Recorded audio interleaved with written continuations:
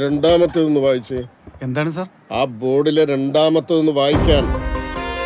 Arrest നടന്ന തീയതിയും സമയവും കാണിച്ച് മെമ്മോ തയ്യാറാക്കുകയും അതിൽ ഉറക്കെ വായിക്ക് സാജ.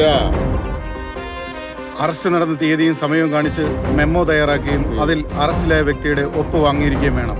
എന്നിട്ട് മെമ്മോ ഒപ്പിട്ടോ? ഇല്ല സാർ, ഉടനെ മേടിക്കും. ആ മൂന്നാമത്തെ വായിച്ചു. അറസ്റ്റ് മെമ്മോയിൽ അറസ്റ്റിലായ വ്യക്തിയുടെ കുടുംബാംഗങ്ങൾ ഒരാളെയോ അല്ലെങ്കിൽ ഒരു പ്രമുഖ വ്യക്തിയെ സാക്ഷിയായി ഉൾപ്പെടുത്തി ഒപ്പ് വാങ്ങണം. ബന്ധുമിത്രാദികളെ വിവരം അറിയിച്ചോ? ഇല്ല സാർ, അറിയിക്കാം. നിങ്ങൾ അറിയിച്ചില്ല, പക്ഷെ ഞാൻ ഇവിടെ എത്തി.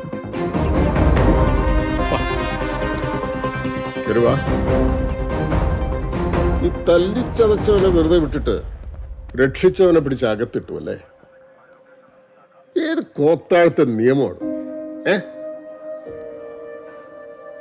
സാർ, അയാൾ കള്ളനെ ഹോസ്പിറ്റലിൽ എത്തിച്ചെന്നുള്ളത് സത്യമാണ്. എന്ന് വെച്ച് കള്ളനെ രക്ഷിക്കുന്നതും അവനെ പിടിക്കാൻ ശ്രമിച്ച കടയുടമയെ തല്ലുന്നതും അനുവദിക്കാൻ പറ്റില്ല സാർ. കടയുടമ ഹോസ്പിറ്റലിലാണ് സാർ. കംപ്ലൈന്റ് കിട്ടിയിട്ടുണ്ട്. അതനുസരിച്ചാണ് പോലീസ് നടപടി സാർ.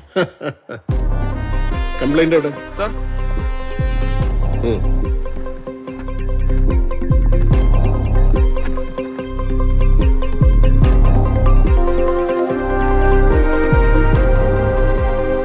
താൻ ഈ സംഭവ സ്ഥലത്ത് പോയായിരുന്നു? പോയി സാർ.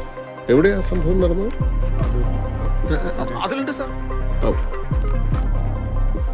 നിങ്ങൾ പോയോ എന്നാണ് ചോദ്യം. ഉടനെ പോകും സാർ. എടോ, സംഭവ സ്ഥലത്ത് പോയി കാര്യം എന്താണെന്ന് മനസ്സിലാക്കാതെയാണോ കേസ് ഉണ്ടാക്കുന്നത്? സംഭവ സ്ഥലത്തും ഹോസ്പിറ്റലും പോയിട്ടാണ് ഞാൻ ഈ വരുന്നത്. ആ സാധു ക്രിട്ടിക്കൽ ആണെന്ന് അറിഞ്ഞതിന് ശേഷമാണ് കടയുടമ ഇവിടെ വന്ന് നിങ്ങളെ കണ്ടതും നിങ്ങൾ പറഞ്ഞ് പഠിപ്പിച്ചതുപോലെ കംപ്ലൈന്റ് എഴുതി തന്നതും പിന്നെ പോയി ഹോസ്പിറ്റലിൽ അഡ്മിറ്റ് ആയത്. എത്ര കിട്ടിയതും ഈ ഇയാളെ കുരുക്കാൻ?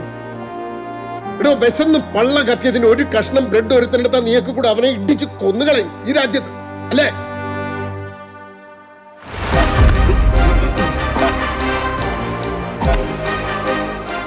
ഇത് കേസും വകുപ്പും വേറെയാവും. സസ്പെൻഷനിലും ട്രാൻസ്ഫറിലും ഒന്നും തീരില്ല. This is a case of mob lynching. കൂട്ടുപ്രതിയാവും സാർ. ഇഷ്യൂ ആക്കരുത് സാർ.